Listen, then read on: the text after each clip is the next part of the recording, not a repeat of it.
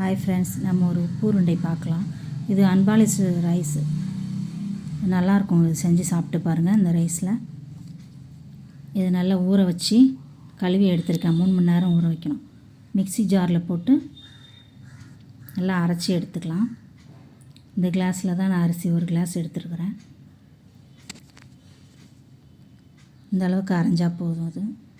அது கூட உப்பு சேர்த்து வச்சுக்கலாம். இப்போ தாளிக்கிறதுக்கு தேவையான பொருளை பார்த்துடலாம்.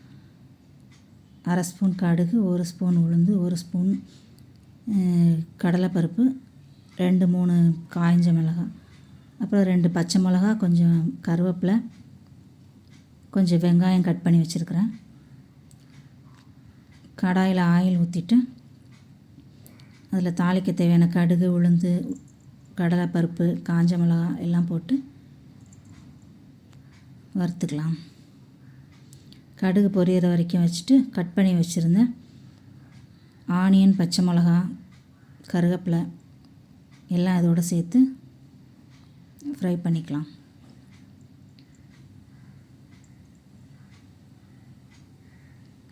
அரிசி ஒரு 3 மணி நேரம் ஊற வச்சு எடுத்து வச்சுக்கலாம்.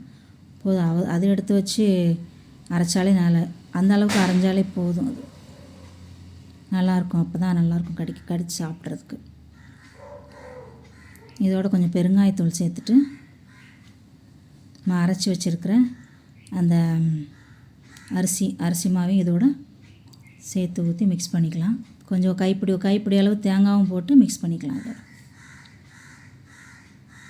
தேங்காய் போடாமலும் செய்யலாம், நல்லாயிருக்கும். தேங்காய் போட்டும் செய்யலாம்.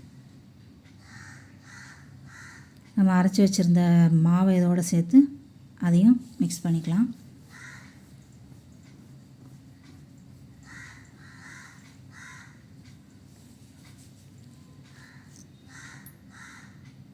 நல்லா கெட்டியாகி வரணும். இன்னும் கொஞ்சம் கெட்டியாகி வரணும்.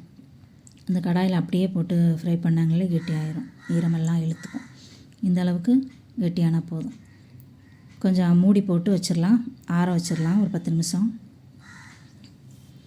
தட்டில் அப்படியே கொழுக்கட்டையாக பிடிச்சி உருண்டையாகவும் பிடிக்கலாம், கையில் பிடிச்சி கொழுக்கட்டையாகவும் பிடிச்சி வச்சு ஒரு 15 நிமிஷம் வேக வைக்கணும். அதை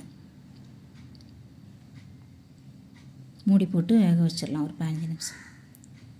ஒரு 15 நிமிஷம் கழித்து மூடி போட்டதை எடுத்துகிட்டு பார்த்தா நல்லா வெந்திருக்கும். எடுத்து வச்சு அப்படியே சாப்பிட்லாம். ரொம்ப நல்லாயிருக்கும், டேஸ்ட்டாக இருக்கும் இந்த கொழுக்கட்டை. சாப்பிட்டு பாருங்கள். சாப்பிட்டு பார்த்து சொல்லுங்கள். ஓகே, தேங்க்யூ ஃபார் வாட்சிங்.